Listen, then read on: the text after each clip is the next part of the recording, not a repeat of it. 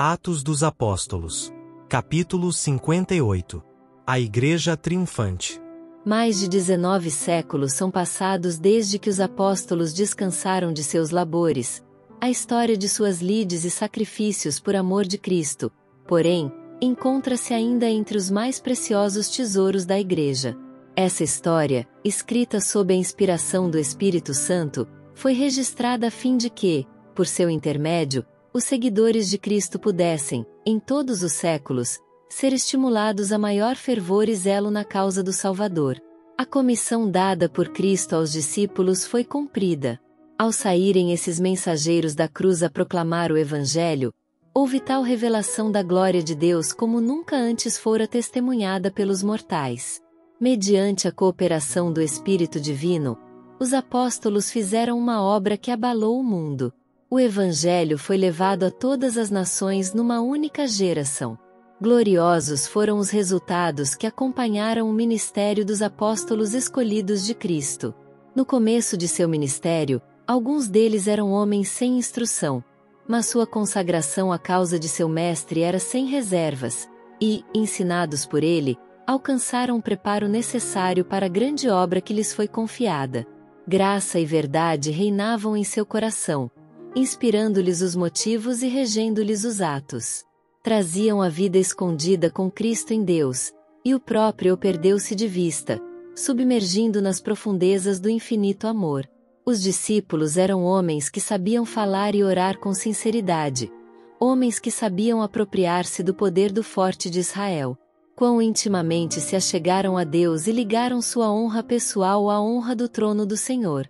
Jeová era seu Deus, e sua honra deles própria. A verdade dele era sua verdade. Qualquer ataque ao Evangelho era como se os golpeassem profundamente na própria alma, e combatiam pela causa de Cristo com todas as energias de seu ser. Podiam expor a palavra da vida, pois haviam recebido a celeste unção. Esperavam muito, e portanto muito empreendiam. Cristo se lhes havia revelado, e nele tinham os olhos à espera de direção. Sua compreensão da verdade e sua resistência em face da oposição eram proporcionais à conformidade que tinham com a vontade de Deus. Jesus Cristo, poder e sabedoria de Deus, era o tema de todos os seus discursos. Seu nome, o único nome debaixo do céu dado entre os homens pelo qual devamos ser salvos, era exaltado por eles.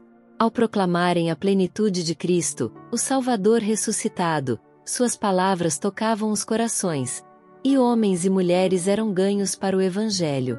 Multidões que haviam injuriado o nome do Salvador e desprezado seu poder, confessavam-se agora discípulos do crucificado. Não foi com seu próprio poder que os apóstolos cumpriram sua missão, mas no poder do Deus vivo. Sua obra não era fácil.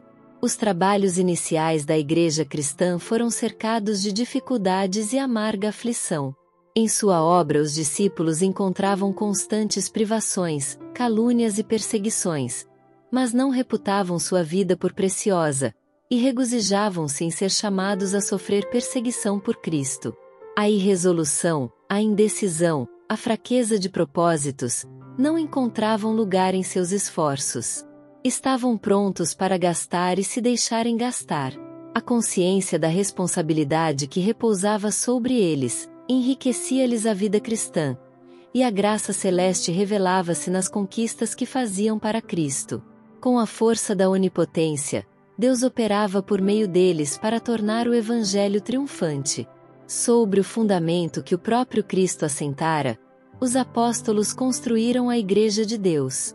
A figura da construção de um templo é frequentemente usada nas Escrituras para ilustrar a edificação da Igreja. Zacarias se refere a Cristo como o renovo que edificaria o templo do Senhor. Fala dos gentios como auxiliares nessa obra. Aqueles que estão longe virão e edificarão o templo do Senhor. Zacarias 6, versos 12 e 15. E Isaías declara: E os filhos dos estrangeiros edificarão os teus muros. Isaías 60, verso 10. Escrevendo sobre a edificação desse templo, Pedro diz: E, chegando-vos para ele, pedra viva, reprovada, na verdade, pelos homens, mas para com Deus eleita e preciosa, vós também, como pedras vivas, sois edificados casa espiritual e sacerdócio santo, para oferecer sacrifícios espirituais agradáveis a Deus por Jesus Cristo. 1 Pedro 2, versos 4 e 5. Nas pedreiras do mundo judeu e do mundo pagão os apóstolos trabalharam, trazendo pedras para colocar sobre o fundamento. Em sua carta aos crentes de Éfeso, Paulo disse: Assim que já não sois estrangeiros, nem forasteiros, mas concidadãos dos santos, e da família de Deus, edificados sobre o fundamento dos apóstolos e dos profetas, de que Jesus Cristo é a principal pedra da esquina, no qual todo o edifício, bem ajustado, cresce para templo santo no Senhor, no qual também vós juntamente sois edificados para a morada de Deus em Espírito. Efésios 2, versos 19 a 22. E aos Coríntios ele escreve: Segundo a graça de Deus que me foi dada, pus eu, como sábio arquiteto, o fundamento, e outro edifica sobre ele. Mas veja cada um como edifica sobre ele. Porque ninguém pode pôr outro fundamento, além do que já está posto, o qual é Jesus Cristo.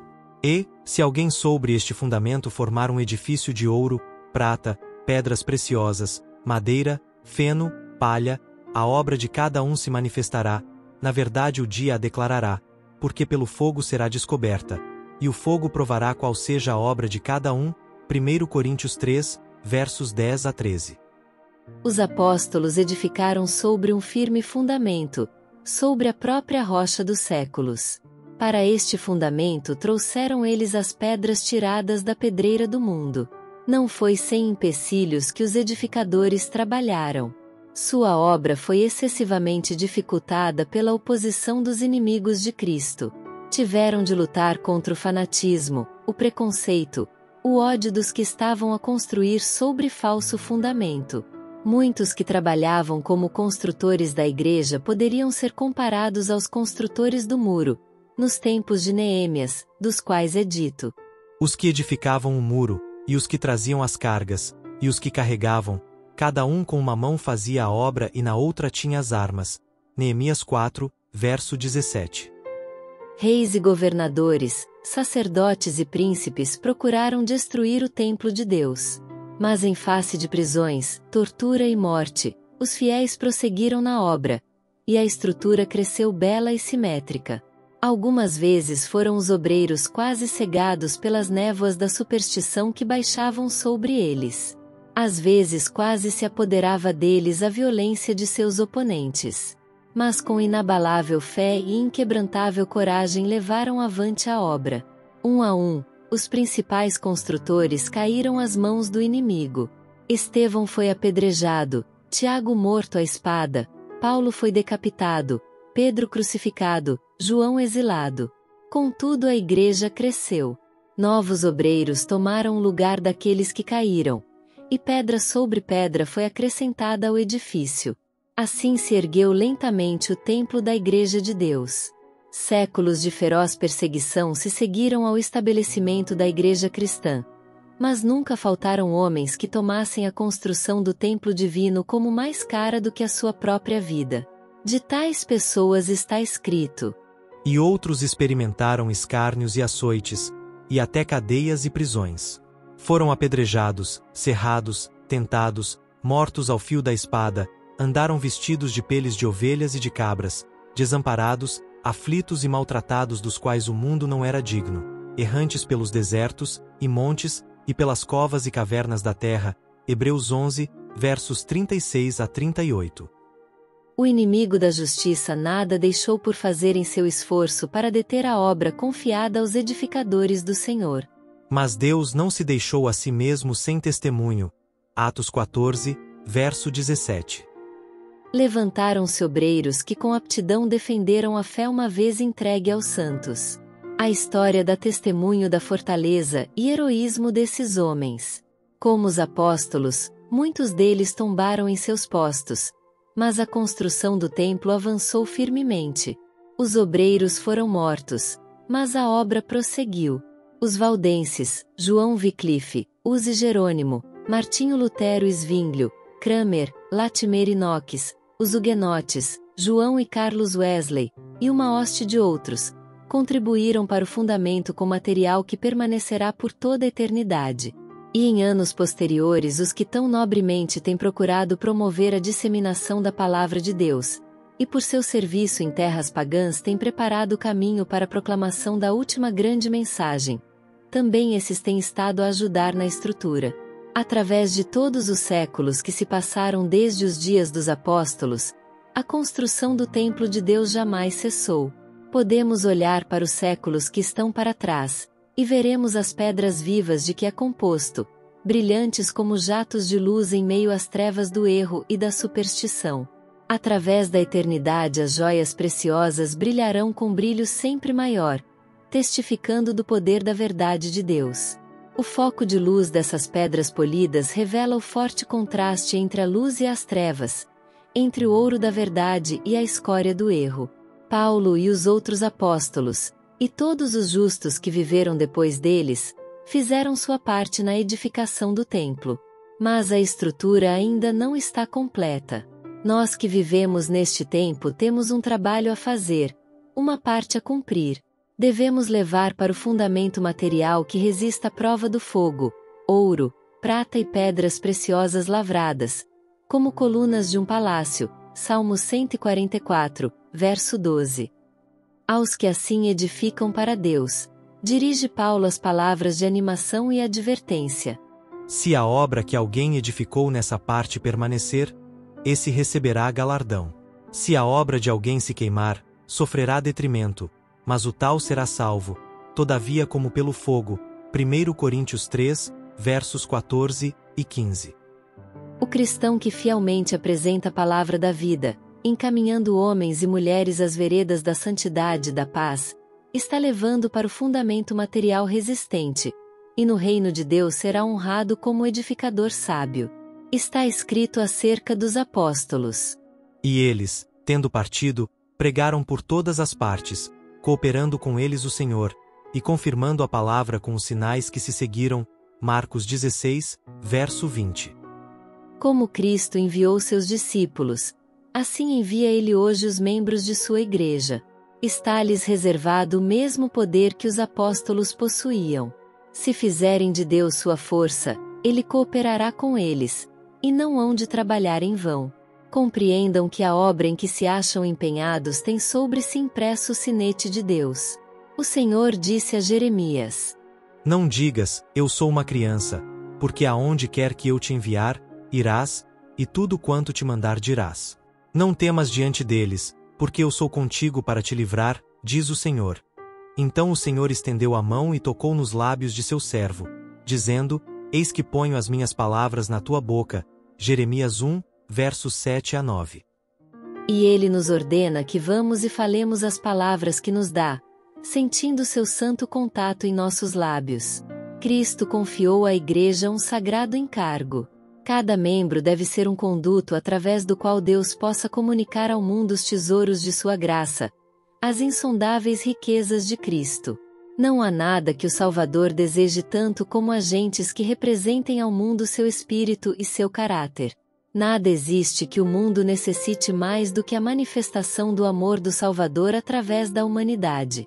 Todo o céu está à espera de homens e mulheres por cujo intermédio possa Deus revelar o poder do cristianismo. A Igreja é o instrumento de Deus para a proclamação da verdade, por ele dotada de poder para fazer uma obra especial, e se ela for leal ao Senhor, obediente a todos os seus mandamentos, nela habitará a excelência da graça divina.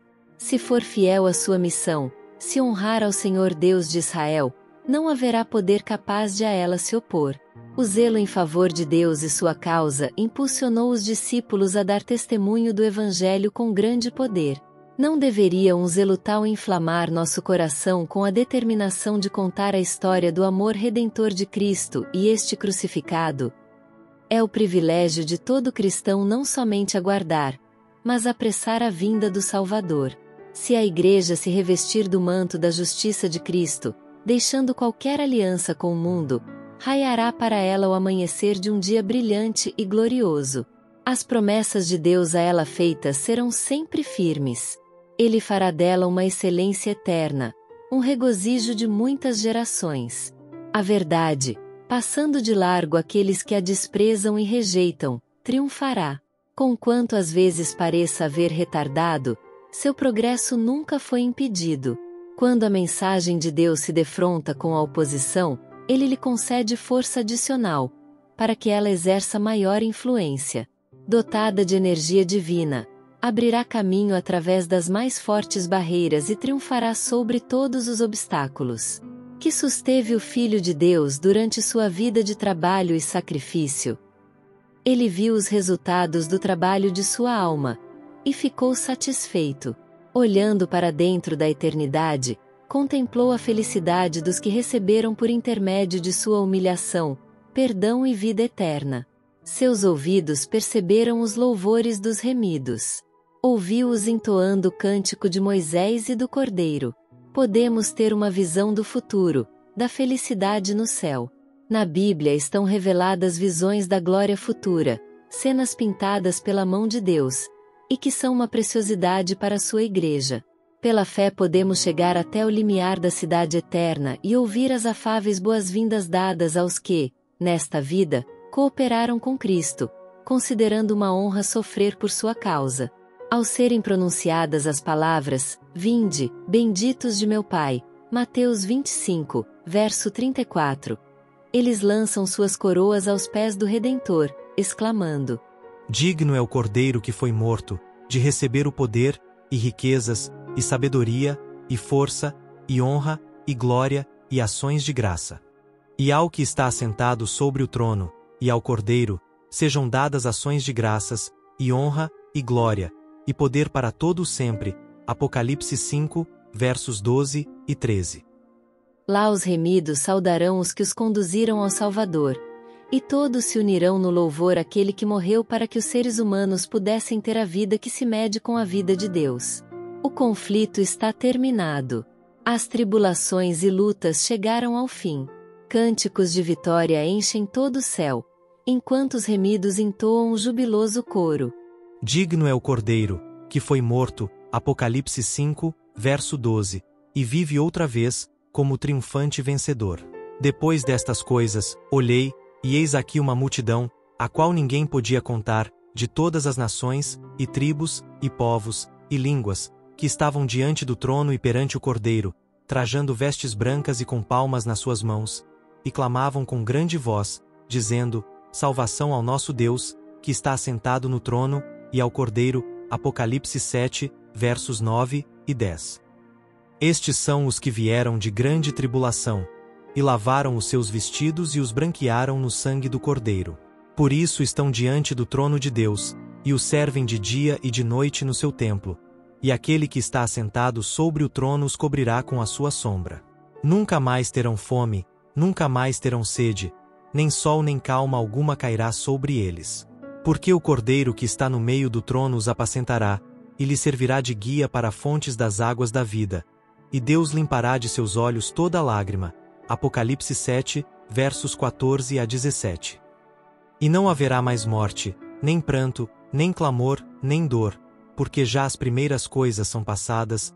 Apocalipse 21, verso 4.